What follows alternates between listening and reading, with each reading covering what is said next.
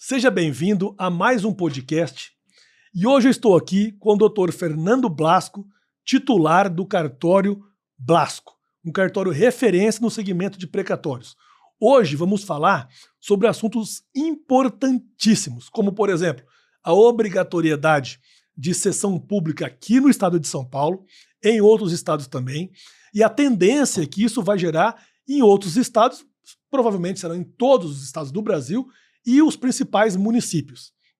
Também falaremos da gestão interna de cartório, gestão interna, burocratização dos tribunais, o que os cartórios podem facilitar, as novas demandas como por exemplo, a expedição de alvará, a mudança de titularidade do credor de precatório para o cessionário.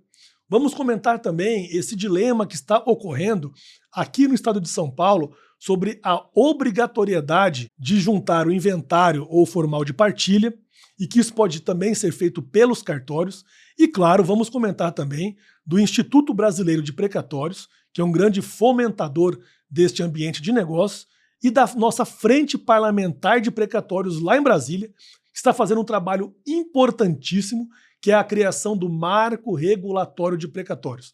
Sendo que esse marco vai deixar um ambiente muito mais transparente, vai deixar um ambiente mais democrático e acessível para todos os interessados. Bom, eu estou aqui no nosso podcast com o Dr. Fernando Blasco, tabelião titular do cartório Blasco, uma grande referência no universo de precatórios.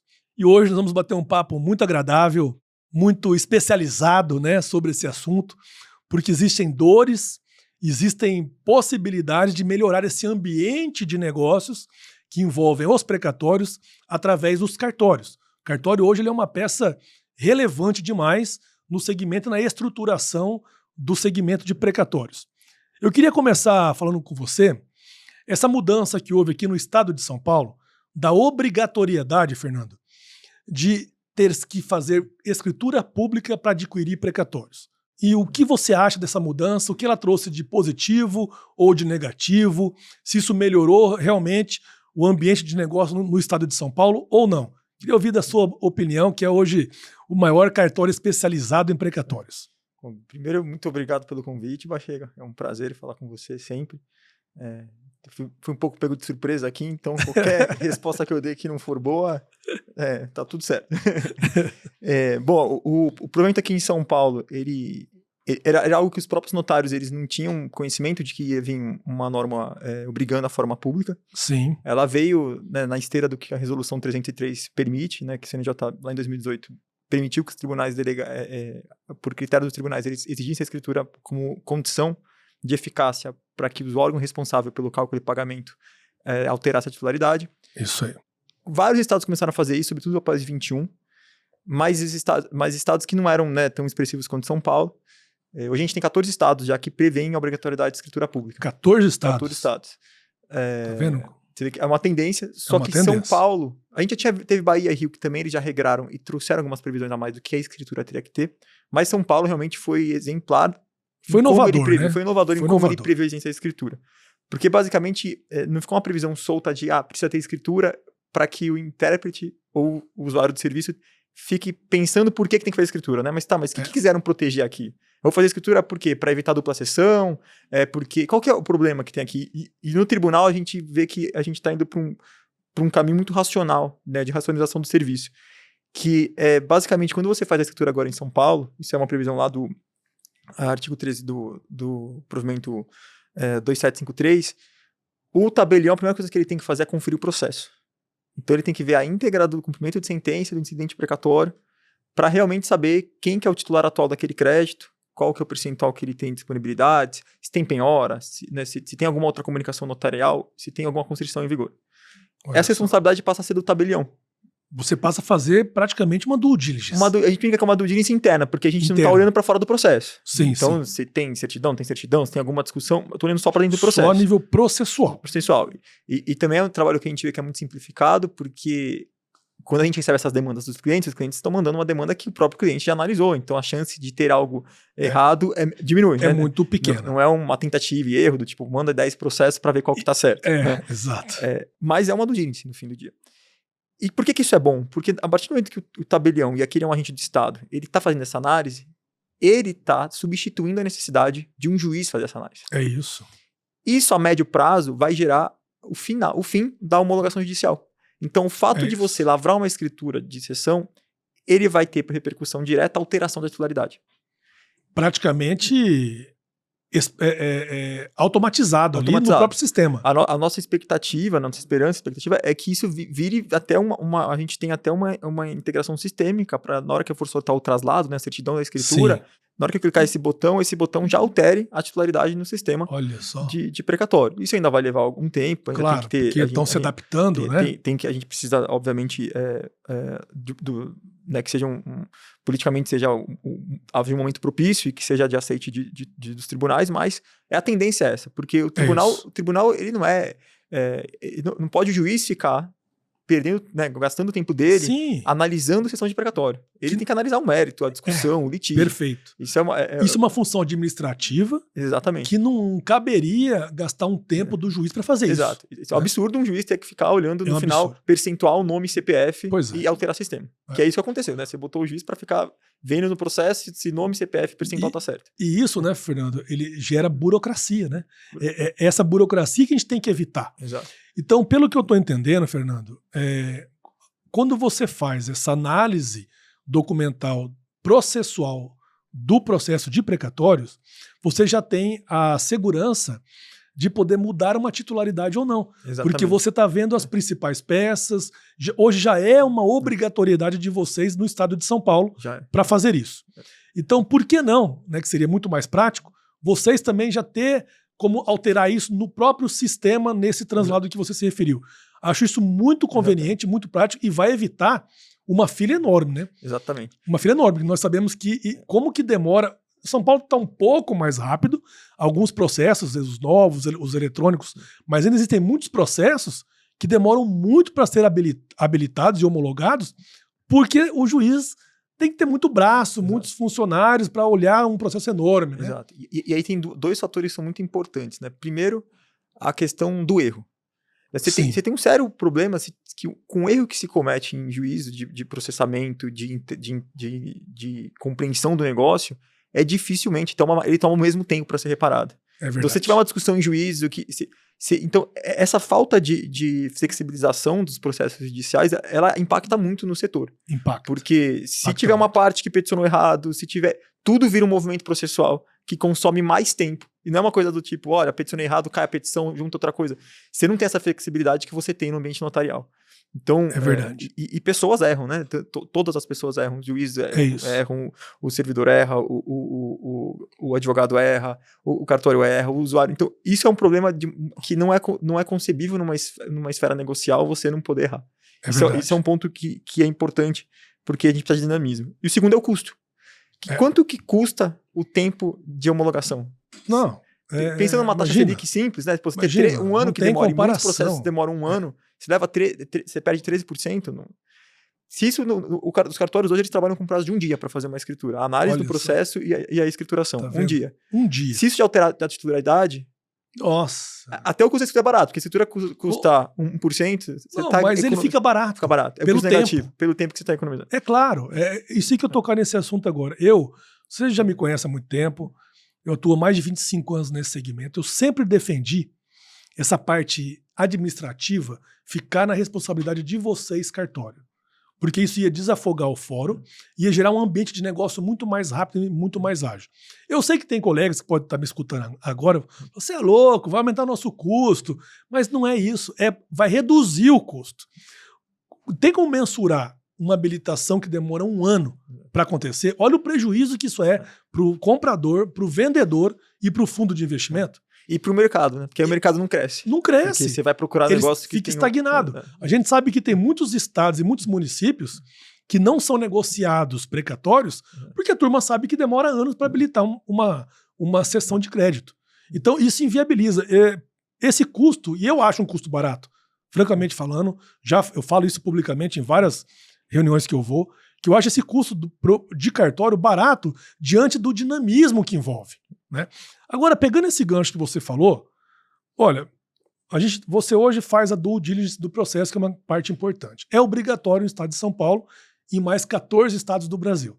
A gente sabe que isso vai acontecer nos outros estados todos e depois nas principais cidades brasileiras, porque é assim, né? São Paulo faz uma norma que dá certo, ela é replicada no resto do Brasil. Você fazendo a due diligence, conseguindo agora alterar a titularidade no sistema. Eu sei que não é agora, mas é uma tendência que vai ocorrer.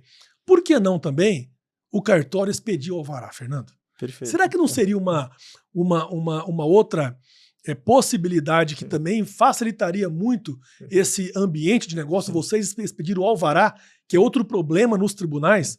Existe uma fila enorme só para expedir o alvará. E isso é algo que a gente já faz, né? Porque a gente já faz em dois momentos. A gente faz nas cartas, nos formais de partilha, né? Então, tem um inventário judicial, se o juiz ainda não fez um formal, você pode pegar e fazer o formal em cartório. Ou uma carta de sentença, se tem algum imóvel, alguma coisa que foi determinada em juízo, não tem mandado judicial, você não precisa esperar o juiz dar mandato, você pode ir para cartório, a gente faz a carta. Então, a gente já tem essa atribuição, só não está usando ela precatória. Sim. E tem uma atribuição...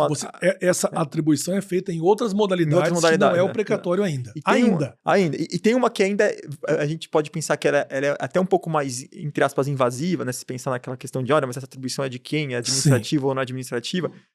Essa certamente é administrativa, não é um alvará de precatório. Mas existem atribuições até que não são meramente administrativas que agora estão podendo ser feitas. A gente tem agora o alvará notarial para inventário, que a gente fala, que é quando os herdeiros não têm recursos para pagar ITCMD, e agora o CNJ autoriza a gente, desde o ano passado, a gente elencar qual bem e autorizar que ele seja vendido para que parte do valor da venda seja destinado ao pagamento de ITCMD.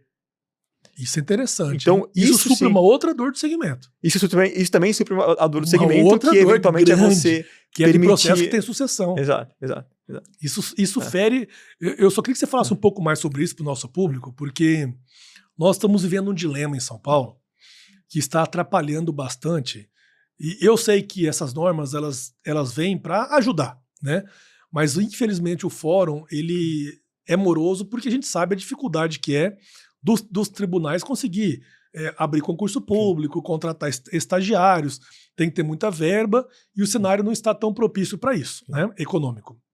Então hoje também é obrigatório aqui no estado de São Paulo, quando há sucessão, nós juntarmos o inventário ou formal de partilha, seja o que for, nos autos do processo para conseguirmos a habilitação.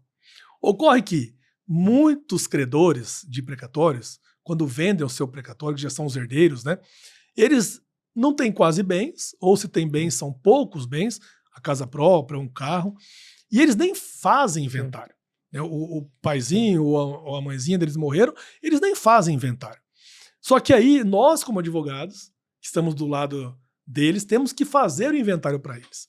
Isso gera custo para a empresa, isso gera morosidade, porque é mais um documento. E há notícias de que existem hoje fundos de investimentos e bancos que evitam a compra de precatórios de herdeiros por conta da exigência desse inventário. Isso também deveria ser algo delegado para vocês, cartório, não é? Exato. E a mesma coisa que a gente falou aqui da carta de sentença e do alvará notarial, a gente vê aqui também. Por quê? A gente já faz inventário em cartório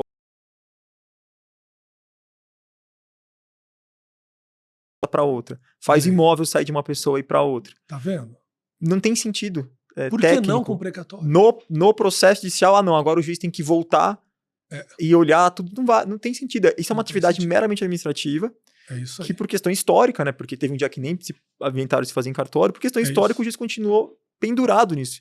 Mas isso vira uma atribuição administrativa que toma um tempo absurdo do juiz e que não precisa. Então aqui também a gente espera também, né, que dê certo. Para em algum momento próximo, uma vez que você faça um inventário em cartório, você possa ter um local para o próprio cartório alterar, né, fazer alteração via sistema da titularidade, ou ainda que seja um inventário judicial, para que o cartório então possa ele fazer uma carta, um formal de partilha, que é barato, é R$70, não é nada demais. Olha isso. Fazer um formal de partilha em cima do inventário judicial, e aí ele mesmo alterar a titularidade. Porque aí você economizou muito tempo. Muito tempo. E uma coisa que é importante, que é o sistema de cartório no Brasil, né, ele funciona muito bem porque ele tem uma fiscalização que é invejável, né? Se você comparar com qualquer outro setor, talvez não tenha nenhum setor no meio jurídico que tenha uma fiscalização tão funcional e tão forte. É verdade. Então, além de Vocês tudo... são altamente fiscalizados. Então não é que nossa, se errar ninguém vai ver. Não, vai ver tudo. Tudo fica rastreado, tudo é sistêmico. O nosso compliance já é muito grande, sabe? Então, isso é uma atividade, assim, é o final de uma coisa que já está sendo feita. Né? Fernando, fala um pouquinho mais sobre isso, porque nesse universo de precatórios, nós temos os dois segmentos aqui que estão nos escutando. Nós temos os advogados que atuam nesse segmento e que conhecem como que funciona o cartório, por que eles existem, quais as normas que regulamentam a existência dos cartórios, o CNJ, aquela coisa toda. Mas existe um outro segmento, que é o segmento secundário, que são aqueles que têm empresas de compra e venda de precatórios, que muitas vezes não são advogados. Eles não entendem, eles podem ter até um medo, um receio dessa responsabilidade ficar na mão dos cartórios, porque eles acham que o cartório é isolado do tribunal. Então explica um pouquinho para como é que funciona essa interseção cartório-tribunal de justiça. Perfeito. O tabelião de notas, né, ele é conceituado como um colaborador da justiça. Ele é um agente que colabora com a justiça. E ele age, os atos que ele faz são documentos públicos, né, que gozam de presunção de fé pública, e que é um ato do Estado. Né? Então, não é um ato do Estado que foi delegado que foi delegado, exatamente. Então, você tem a mesma eficiência e autoridade, você fala em nome do Estado. Exato. A forma como a gente gere o serviço, ela é privada. A gente se organiza de forma privada, contrata, organiza, faz fluxo, faz sistema de forma privada. Mas o produto final, ele é um ato do Estado.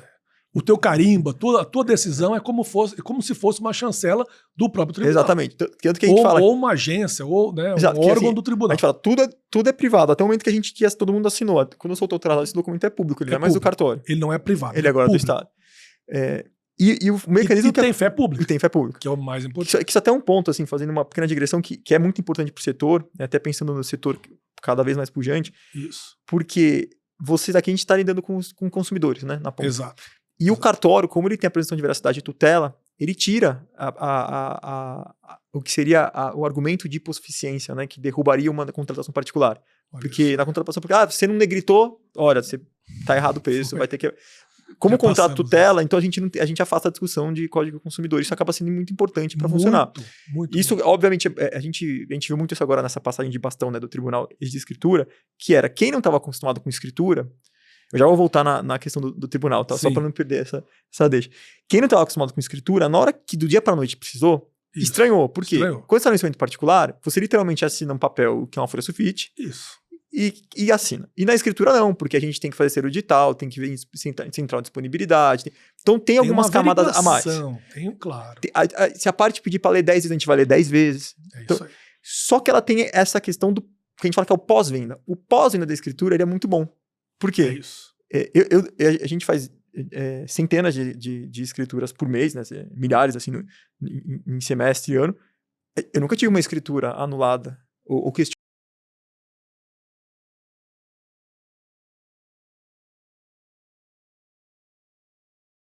Procedimento de lavratura que é um procedimento do Estado. Isso. Então, se você acaba tendo essa tutela, aqui para um mercado mais pujante, ele cada vez vai fazendo mais sentido, né?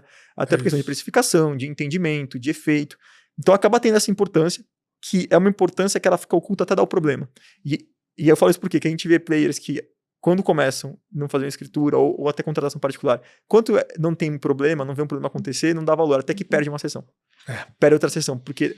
Aí vê que não era ruim. E às vezes a sessão não é tão pequenininha. Às vezes não é muito pequena. Né? E assim, ninguém está comprando o risco, né, de perder o precatório. Claro. Você compra o risco de quando vai pagar, de atualizar de uma forma ou de outra, mas você não está comprando o risco do principal. Exato. Então, assim, você tem todo essa gama de o cartório está falando pelo tribunal, está falando pelo Estado. Exato.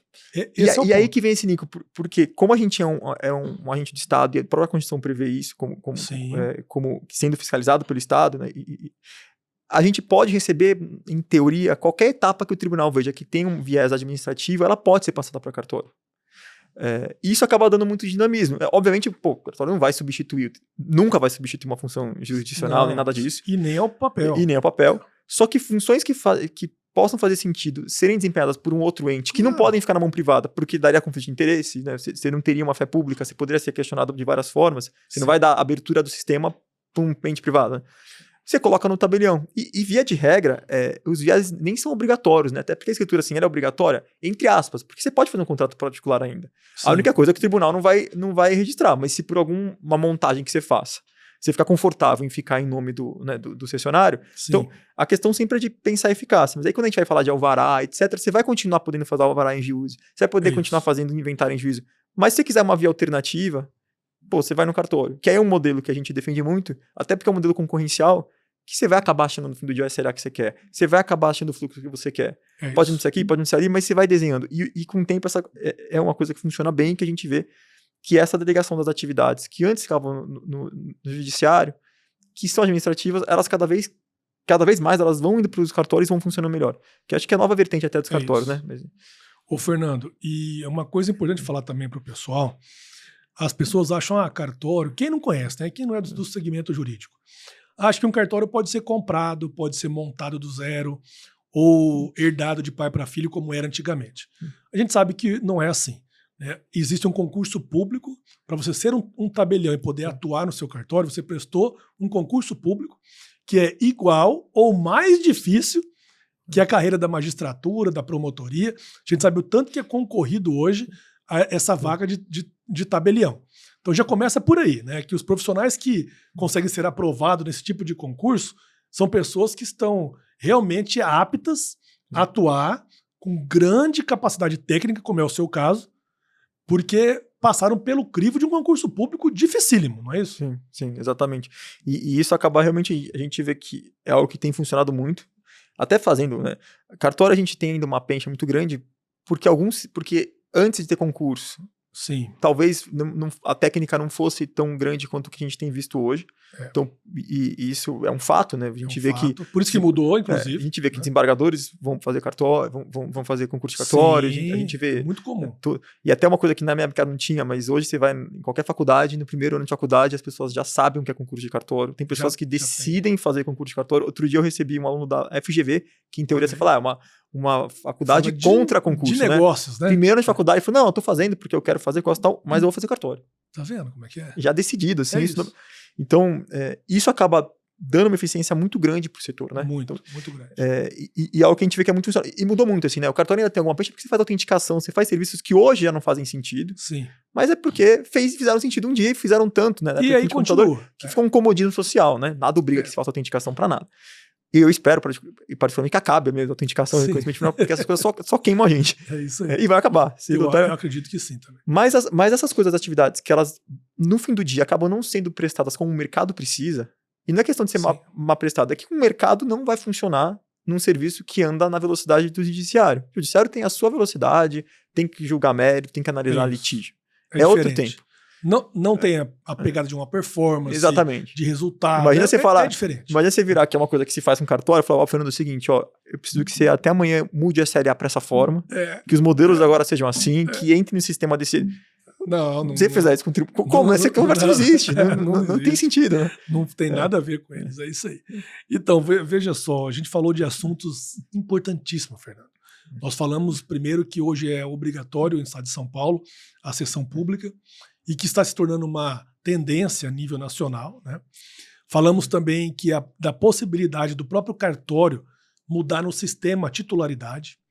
Falamos do alvará, do cartório poder pedir o alvará de pagamento, que é outro problema burocrático no nosso país inteiro, a morosidade que é isso. E não estou culpando os tribunais, não. É porque o tribunal tem limitação de verba, tem limitação de contratação, e etc, e etc. E também falamos da possibilidade de vocês fazerem a própria inventário, e nesse inventário já incluir a mudança do polo ativo, né, dos autos do processo ali, através de sistêmico, que hoje nós temos sistemas para isso, né? Hoje o CNJ conseguiu desenvolver um sistema muito inovador e que vai gerar benefícios muito grandes para todo o nosso país. Nós, como você bem sabe, nós somos presidente do Instituto Brasileiro de Precatórios, o IBP, e também temos a Frente Parlamentar de Precatórios em Brasília, que a gente fomentou, estamos até hoje lutando aí para conseguir que essa frente ela promova um marco regulatório no segmento de precatórios que venha, inclusive, fazer isso, tornar o ambiente mais transparente, mais democrático e gerar melhor facilidade de negócios, que é isso que faz gerar a moeda, isso que faz gerar os negócios envolvendo precatórios. Eu vou levar essa demanda aí, porque eu acredito que se essas medidas vir para vocês de cartório, vai facilitar demais o nosso trabalho no segmento de precatórios. Então nós vamos incluir no nosso marco regulatório esses pedidos aí, que eu creio que quem está nos escutando vai ficar muito satisfeito, porque vai melhorar e o tempo é resultado financeiro. Né? Quando a gente fala com bancos, fundos de investimento e advogados já experientes nesse segmento de precatórios, o principal fator do nosso negócio é o tempo. E o cartório tem essa possibilidade de encurtar esse tempo e aí tudo vai ficar muito melhor. Falando disso, desse novo marco regulatório, que ele não vai tratar só desse assunto, ele é um marco amplo, né, Fernando? A ideia nossa, com essa frente parlamentar, é criar um ambiente regulado. Né? Hoje é muito comum nós escutarmos em reuniões, a gente atende muito fundo de investimento, bancos e tal, e muitos chegam para mim e dizem, olha, eu vou começar a trabalhar com precatório agora. Mas é tudo muito novo para nós. Nós vamos ter que abrir um FDIC NP, que é o não padronizado. Porque nós estamos habituados a atuar num segmento completamente regulado, que tem regulamentação para tudo. Inclusive tem a CVM, tem o Banco Central, as agências, as custodiantes, e aí vai. As corretoras, né, que têm a autorização para atuar nesse segmento e tal. E diante disso, o nosso projeto é que o segmento de precatórios também seja um segmento regulado, como é hoje o mercado financeiro. O que você acha disso, essa regulamentação? Você acha que ela pode ser favorável? Você acha que ela vai contribuir bastante, inclusive para vocês, a nível de cartório? Qual que é a tua visão sobre isso? Eu acho assim, tem vários atores, né, que estão envolvidos nesse ambiente de negociação de precatórios. O primeiro é o credor, que ele precisa poder receber o dinheiro dele, né? Porque exato. No fim do dia, ele é a pessoa que teve um direito frustrado. Isso. E que passa anos sem ter nenhum poder, né, para executar. Não tem voz. Não tem voz para nada. Então, assim, você tem um mercado regulado, você permite que qualquer pessoa consiga antecipar o crédito. Porque é o que a gente vê muitas vezes. Ah, mas você tá pagando, às vezes, 50%. A pessoa tem 94 anos. É isso. Sabe assim, coisa, e às vezes tá passando por uma necessidade grave. Necessidade, assim. Assim, precisa. Então, assim, isso é pro credor, assim, isso é a medida das mais necessárias. Porque, como você mesmo disse, assim, tem várias praças em que você não consegue negociar precatório. Né? Tem estados que você não consegue negociar, tem municípios que você não consegue negociar. Então, você regulando, você vai trazer todo mundo para um pé de igualdade, de justiça mesmo, de você poder negociar. Para o mercado é muito bom, porque você começa a tendo regras claras, não se perde negócios por questões que deveriam ser marginais, né? Quanto tempo demora para homologar?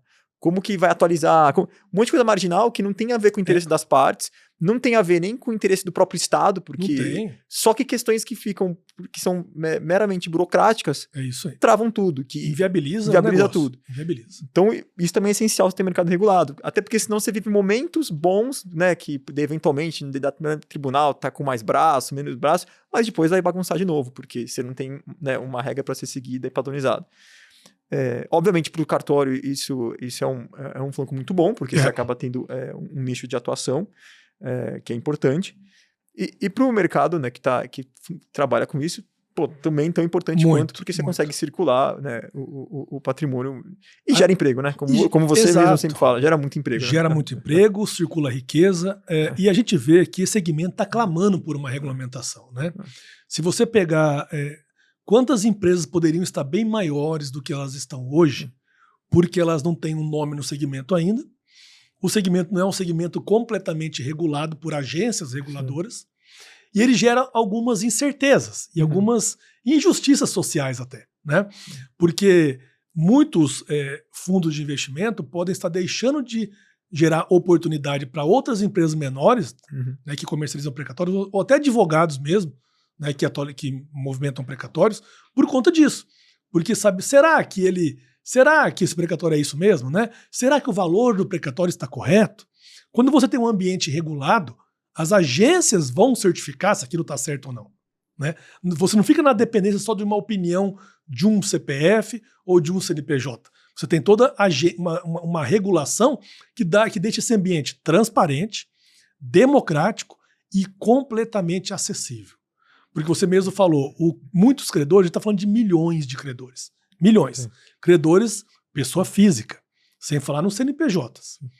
Só que as pessoas físicas, que são os credores, que é o grande volume de precatórios hoje no nosso país, que são os alimentares, eles têm dificuldade de acesso. Ou porque o processo dele é muito antigo e o advogado já nem atende mais eles direito, né? Ou porque eles têm dificuldade de encontrar informação a respeito do próprio processo deles.